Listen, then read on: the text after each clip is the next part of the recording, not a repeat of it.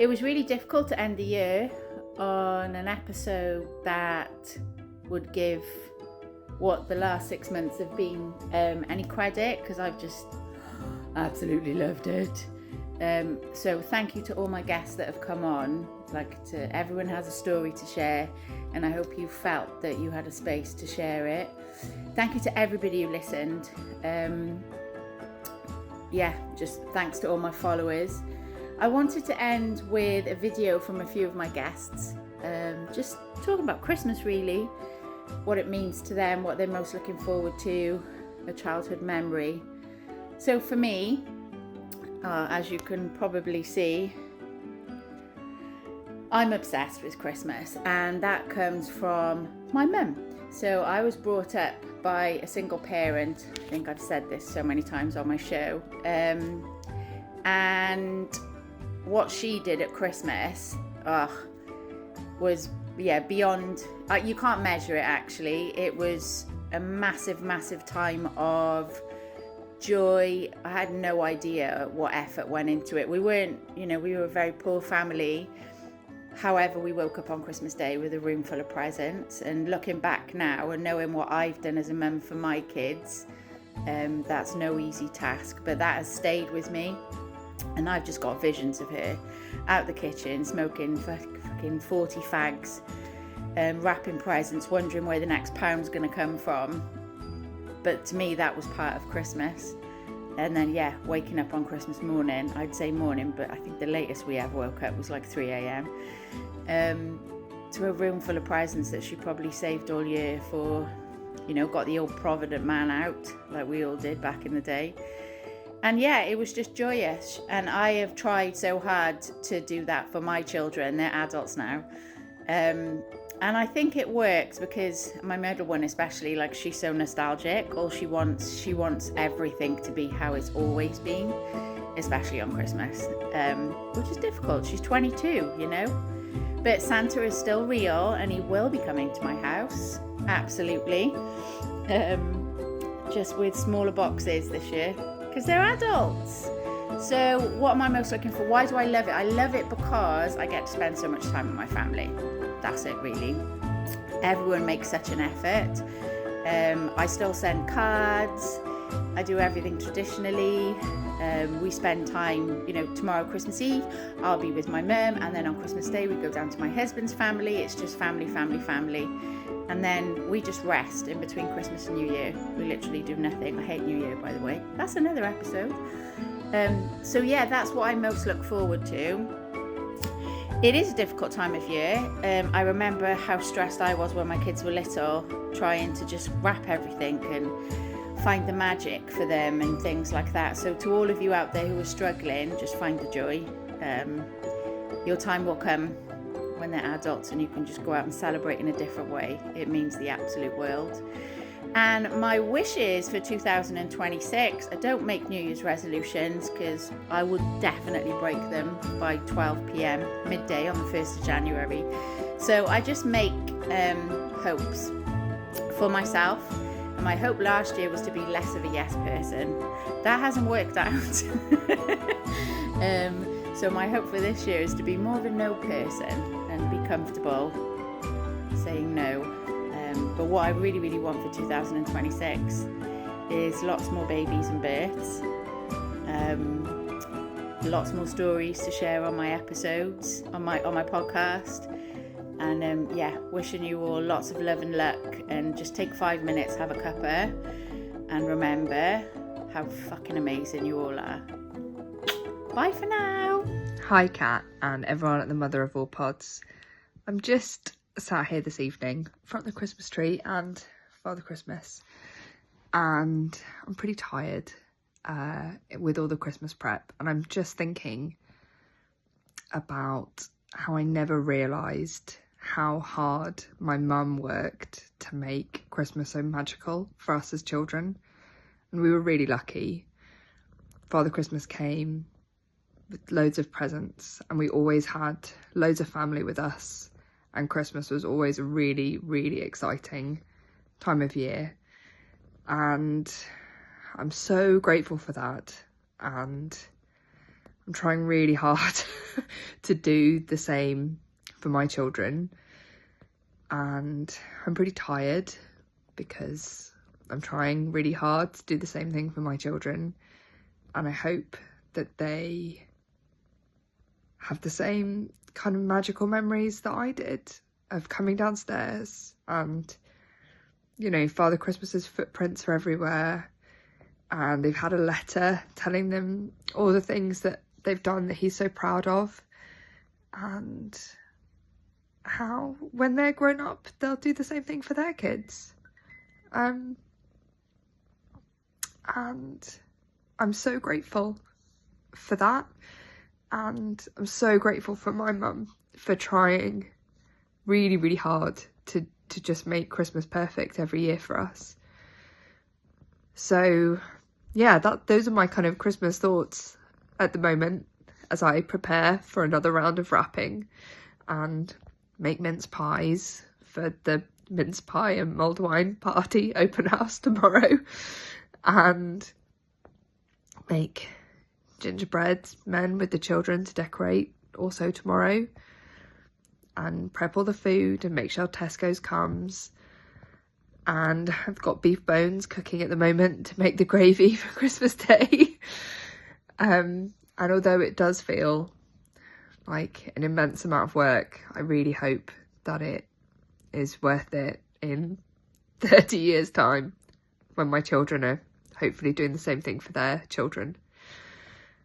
So I wish everybody a really, really, really wonderful, peaceful, joyous Christmas, and yeah, a peaceful 2026. I hope that everybody's cup is filled with family and friends this year, and sending everybody all my love. Merry Christmas and a Happy New Year. Hello, I'm Kyle, and I recorded the podcast in the summer with Kat, and I had the freedom to talk about myself for about an hour, edited down to 45 minutes, which is probably for the best. But as a budding narcissist, it was a great experience for me, if not for anyone else at all. But she's asked me to talk about my relationship with Christmas, I guess. So I'm going to do that now.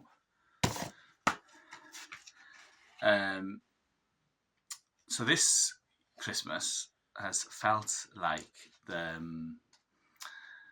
because we've been back for 2 years, full context, we moved back from 13 years in Spain, which is why I've got this deep mahogany tan.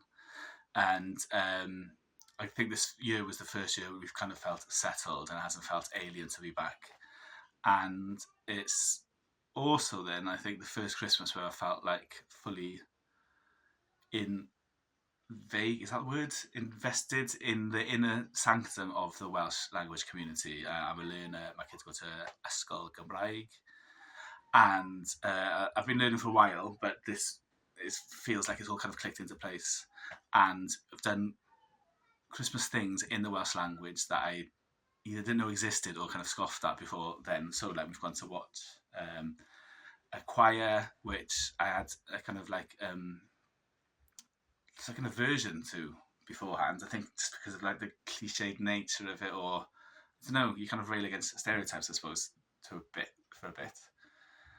And then having travelled a little bit, you see other cultures really like embracing the stereotypes and not thinking like it limits them. Maybe it's because of lack of like official status for Wales. I don't know, but anyway, I was kind of like pushed against it. And it was like everything in the Welsh language ecosystem, just like a microcosm of inclusion and warmth and community and tradition. And tradition doesn't have to be a bad thing, I don't think, does it? It doesn't have to be like stuffy and exclusive. So it was lovely, and I've never done anything like that before. And watching like it wasn't just male voice choirs, but a lot of it was. My girlfriends have said like it's just you can see the direct link between the mining communities and the mines themselves, underground, travelling upwards to the rugby pitch and then up into the chapel. and it's exactly the same structure and importance put on the sense of community, and she basically said it's like communism with singing, which is my bag. And I loved it. I really did love it. And Welsh language. Final thing about like Welsh language in general, just access in the last month, but in the last 2 years, so many like hidden corners of life in Wales that were previously alien. Like just I had no idea, just completely ignorant of them. Whether they didn't exist in Barry because Barry was a lot less Welsh speaking 20, 30 years ago, or whether you're just ignorant to it because you don't move in those circles. But it's like kind of Prohibition era Chicago. This like underworld, and you've just got to pull back the velvet curtain, and you'll just find innocuous looking buildings, actually like a thriving gin bar with like flapper girls and jazz going behind the doors. And Welsh language is kind of hidden but vibrant in the same way, I think. So it felt like the first like Christmas Cymraeg that I've ever had, and it's also, I suppose, like by dint of that, most kind of like conformist or religion adjacent Christmas I've had, because of the chapel's relationship and kind of guardianship historically with the Welsh language. So I've just been to more churches in the last month than I have in the last 20 years. And by that, I mean, like, I've gone to 2. Didn't set fire on fire, so that's positive. But yeah, I've really enjoyed it. Thinking back on Christmases past growing up, the tradition my family has had, my favourite thing we've done, on my favourite day, which is, I think it's a cliche to say it now, but like Christmas Eve, I love, and I love it because I think I appreciate like anticipation more than events. I don't actually like doing things, but I like thinking about doing them or reflecting on having done them, because on the Christmas Eve walk, which I've historically gone on with my dad and my brother, will like review the year and talk about the high points, the low points for us personally, and also for the wider world. It sounds a bit pretentious, maybe it is, but it's sometimes you can only appreciate things in retrospect and like with analysis. I don't know. I think sometimes I like to like compartmentalize things and fold them away and put them in a little drawer, and only then can I kind of value them or understand their worth. Does that sound? I don't know if that makes any sense. Maybe I need more red stripe or less, but we've done that I think it was originally like to tire me and my brother out, so we would sleep on Christmas Eve at like a reasonable hour, and then it's carried on into adulthood. Sometimes quite short walks on Porthcurry Beach or in Cosmiston or on the islands. Quite short walks if they've been a pretty tough year and we'd rather skip through it, or longer walks if we've got important things to talk about. Sawyer men really only talk about things with no eye contact, and if you're in a forest at 8 o'clock at night, when everyone else is either in the pub or wrapping presents at home, you don't have to make eye contact with each other, and that's ideal. Like, so growing up, my dad would only tell us like important family news, like bad news especially, if we were in the car and if we pulled up to traffic lights, the light would be he'd wait for like a red light, and he'd turn around to us and he'd say something like, I don't know, your auntie and uncle are getting divorced, and then we had until the lights changed to green to ask and then kind of like listen to the answer, ask any questions, listen to the answer, absorb all that information. And quite cleverly, because by the time we did like come up with a second question and wanted to probe further into the situation, the lights would change green, and as soon as the car was moving, it just felt silently like that was over and we could never ask any further questions. And then the consequence of that is that every time I would see, I would hear the keys rattling on Dad putting his coat on to go for a drive, I'd think, fuck, like, how was Nan the last time I saw her? Was that cough didn't sound good, did it? Expected bad news, but anyway. The last few years, the twins have come with us, and it's just nice to look, you know, like being a parent, you kind of look down more than you look up the generational ladder, is that phrase? And And that's been really nice. And holding clammy little hands in the winter dark is really special before the disappointment of Christmas Day. Hi everyone, my name's Abby Latif. I'm a midwife from Manchester, and Kat has asked me to share my favourite things about Christmas. As a midwife, I love visiting families around Christmas and seeing all the decorations and the children that are eagerly anticipating a visit from Santa, and the newborns' gorgeous little outfits with Christmas themes. For myself, I love spending time with my family, and I love any excuse to get dressed up, a little bit glam. I love a bit of glitter, anything that twinkles, and generally just the festive season. Have a lovely Christmas everyone, and a happy new year. Take care, bye bye. Hi, I'm Kerry Rugg, baby and child sleep consultant, and here to chat about Christmas. What does Christmas mean to me? Well, my earliest memories of Christmas were from growing up in the Middle East. We grew up an expat compound, so Christmas, my earliest memories were of always going over to the clubhouse and doing Christmas carols and mince pies on Christmas Eve, and looking up to the stars and hoping to see a glimpse of Father Christmas, then waking up and spending Christmas morning with my family. So most of all, Christmas to me means family. That is why I am in a house with all of the family and all of the cousins and the kids and the baby. I think there's 15 of us here. So Christmas to us is all about family and making memories and sharing love. Hi, just a video to talk about what I think about Christmas. I do love Christmas, I have to say. And the problem is I peak a bit too soon. I start to think about the Christmas songs like mid-October time. And I could really get kind of into it at that point. And it gets to the 1st of December and I feel like, oh God, I don't know, I'm a bit over it now. But then I get swiftly back into it. I love a Christmas market. I love hanging out with my daughter as much as I can. Excuse me, this is my little cat, Pamela. And eating and drinking and just socialising as much as I can. I love a carol.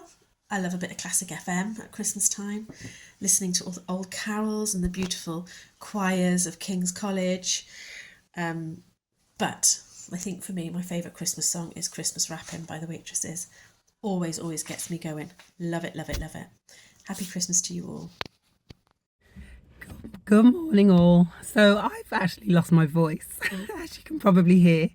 But I just want to say thank you, Kat, for having me on this year, and also just thank you for sharing everything you've shared and all the guests that you've had on. It's been so informative, but also entertaining. You are entertaining, and just wishing you well for the new year.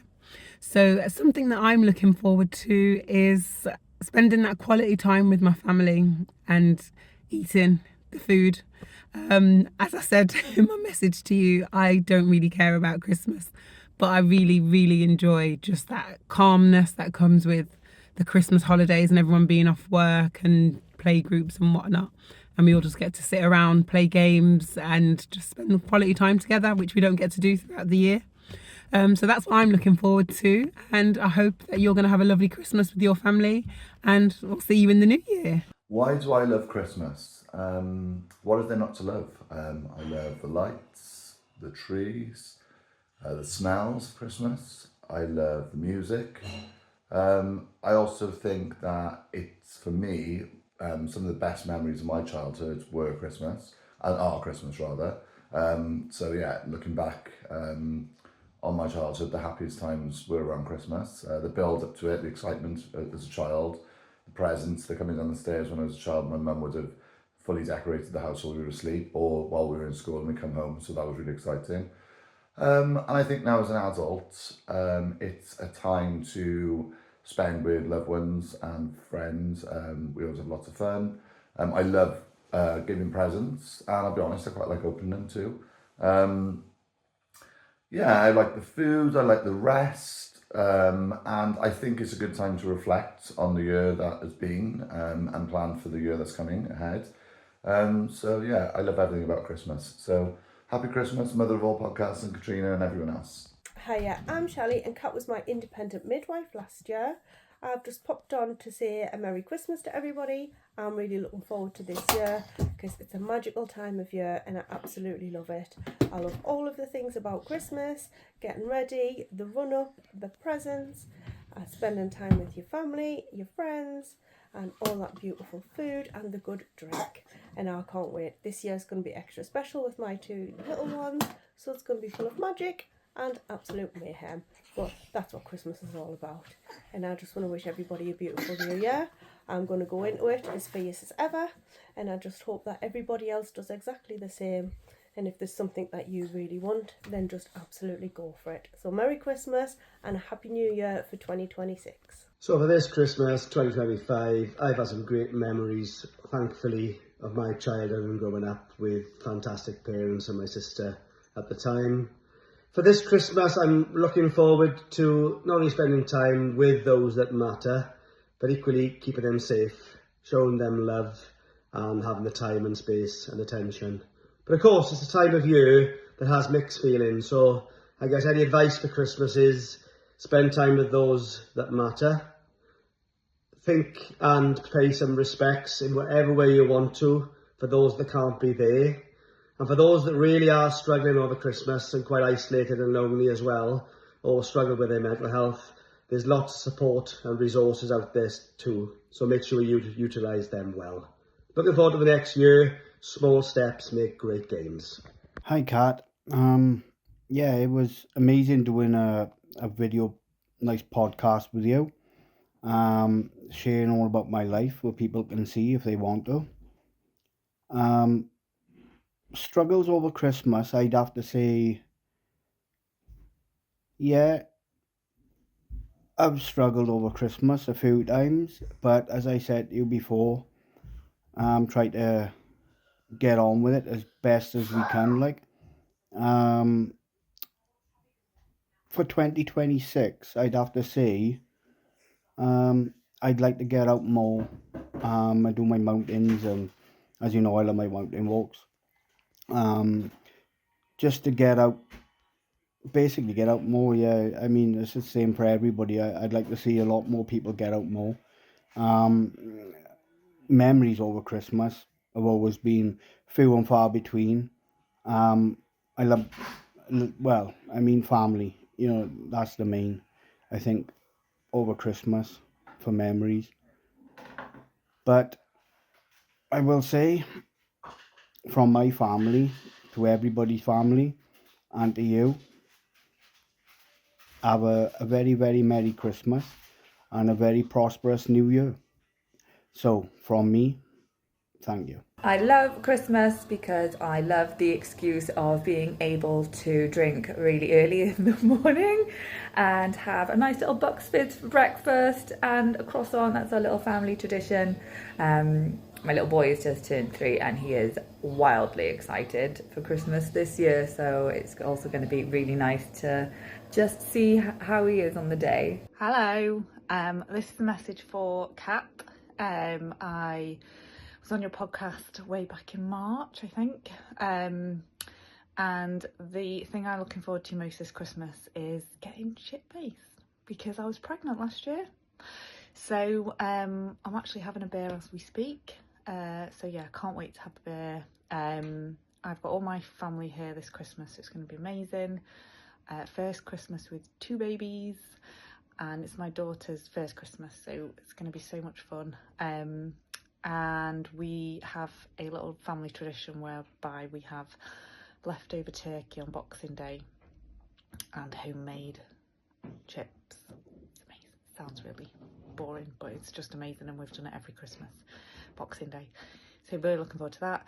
And a message for 2026 is just, I know it's cliche, but just enjoy each day, because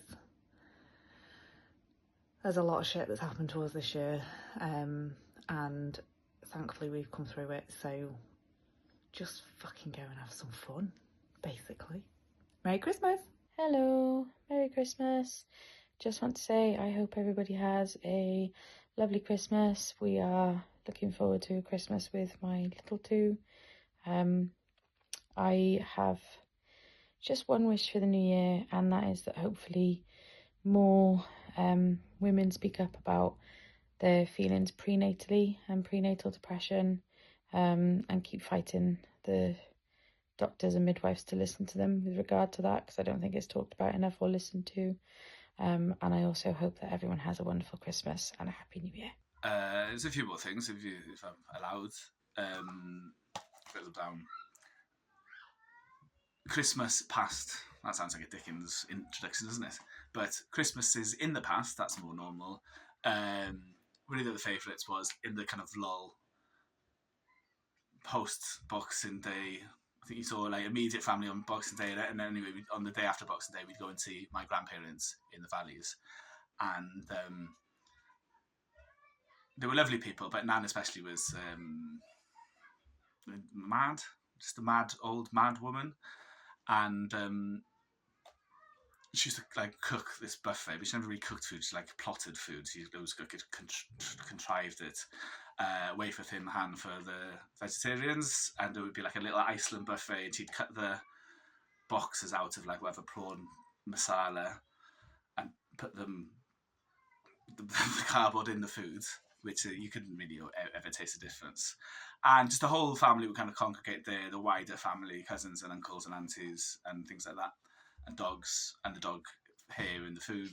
And even like to this day, if there's no hair in the food, I think something's missing. Like there's a key ingredient not in there. But anyway, it was like chaotic and upside down in this mad crooked house on top of the hill, kind of like stewarded by these kind of stone domestic animals, these statues that she had, kind of like guardians of the house, and with marble eyes, which made it added to like the Narnia-esque unrealness of her house and the valleys in the 90s. It was just a warm, loud, kind of hectic environments, and she'd give us mad, out-of-date presents from Aberdeen Market, which would always be in Arabic for some reason. And I remember Dad, because it was his mum and Dad, Dad would open a present from it, and it was just topsoil, not like in a bag, just topsoil in the wrapping paper, and just genuine eccentricity with nothing, kind of no artificial kind of wackiness to it. She was just one of those. Grandpa in the background, kind of a steady hand at the tiller, maybe because of his naval background, having gone to Singapore to tidy up after the Japanese post-war. And she'd play these kind of grotesque parlor games where there'd be like a mystery box like an empty Doritos box, posh Mexican crisps. And she'd cut a hole in it, and you'd have to put your hand in and guess what was inside. But it would inevitably be mayonnaise or dog food. It was always moist, often dog food, sometimes dog biscuits. And you'd have to, you just have a cloying, kind of clammy hand for maybe a month afterwards. She'd play. She had she had like Wales's biggest elephant collection, which is like these ornaments, just a lot of knickknacks, like the last great knickknack generation. And you'd leave the room, and she'd remove one object from that room. You'd come back in, and you'd have to guess what object has gone missing, which one she's hidden. But she removed like a brass horse pulling coal behind it. But the problem was there'd be like 85 of those in the room, and now you should have noticed that there's now only 84 because she's put one of them in the pantry or something. Trying to think of other kind of like low level insanity of those times. She dressed the dogs up quite often, like for like, but not in Christmas. Like the dog might be like Robin Hood, and then the female dog, she'd be like an Elizabethan merchant or something. And she married them, actually. Not she married them, they married each other. They'd been living in sin previously. And it was like a wedding, and a wedding cake, dog food. And a vicar was a dog, bridesmaid was a dog. And sadly, one of the dogs became a widow not long after the wedding, and then moved in with another woman. She did the bride, which caused the big scandal in Treharris in 1998. But I remember that happy, hot house, and now she's gone and the house is gone and Grandpa's gone. You value it more, that kind of like just a time captured in an ember, and just the laughter of people who aren't around to laugh anymore. And if I think of Christmas, I think of her house and feel sad and happy and sad again about that. But there we are. We move on, don't we? Push on.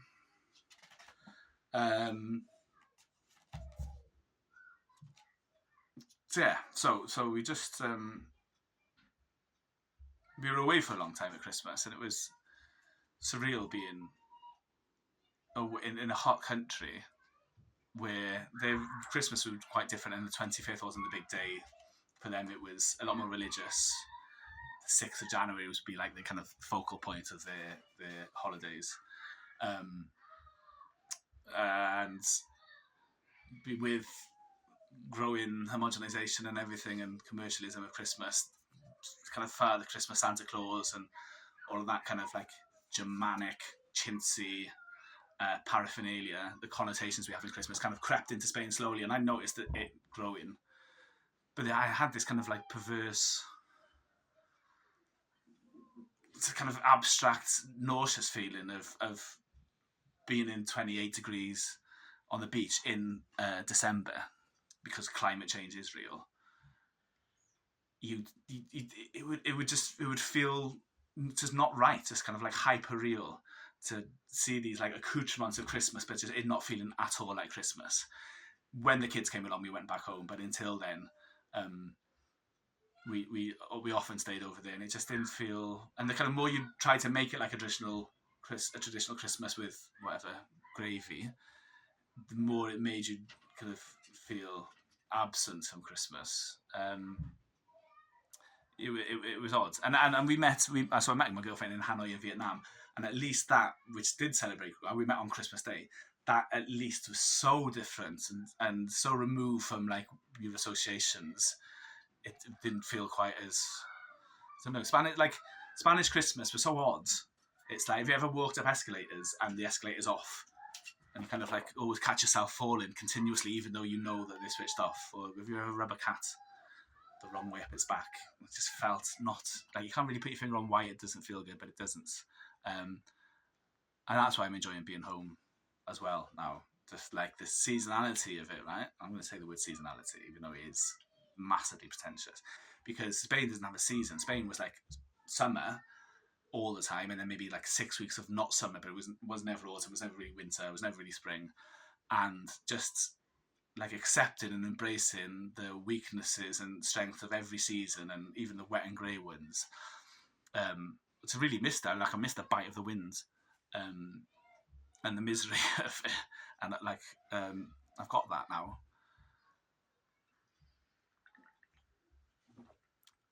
Baileys and log fires and tinsel, festive bakes, Bucks Fizz. I'm just listing things now, but like I'm still really enjoying it. I'm sure the novelty will at some point inevitably wear off, but for now, it's really like drinking in the bath water of it. Doesn't make any sense. And then finally, this is of any interest to anyone else. I think I touched upon it in the podcast, but I've got like background existential anxiety about our youngest daughter that just turned 4, who will be going to full-time education in September, and then I can't really justify doing what I'm doing at the moment, which is like playing with a blue plastic piano on the floor and living in this amazing world of like elephants in top hats and primary colours and animalitos, because it's what I'm doing now, and it's amazing, but kind of I can self-justify, or maybe more importantly, or more accurately justify it to like the wider community, because I have to be around to look after it. And that's less the case in September when she goes into full-time education. And part of me just wants to like feel like I'm embracing it anyway, but like fully just lose myself in it. But you know, kind of can feel the tick-tock of the clock, and like it's in the post, isn't it, that she is going to go to full-time education. I'm just not prepared emotionally for it whatsoever. And also, I don't want to work. I have no desire to work, and I never have done. I know that's a reality of life, but a lot of you also refuse that reality. But I've got to eat, haven't I? And they've got to eat. But anyway, that's a kind of background dread, like a screensaver of doom. Just that's going to happen at some point, and like I'll try and compartmentalize it and push it as late into the year as I can. But at New Year's Eve, I'm sure there'll be some kind of frozen terror at the idea of saying goodbye to her, and it's the first step away from you, isn't it? And they need that step of independence and everything, but it's terrifying. And just from like an ego point of view, I need her constant adulation, and I've got used to it now, and I don't really want to live without it. Or maybe I'll just get a dog. Dogs aren't as good as kids today. So I don't know. That's hanging over me like a horrific umbrella. But maybe I don't know what I'm going to do. I don't know what I'm going to do. I don't have to know, do I? Anyway, I'm rambling, and I'll stop here. For the benefit of everyone, including myself. But thanks for asking me to do this, whatever this is. Happy Christmas, Nadolig Llawen, Feliz Navidad, etc. Tough time of year for some people. I've always liked it. I'm going to stop. Right, ta-da.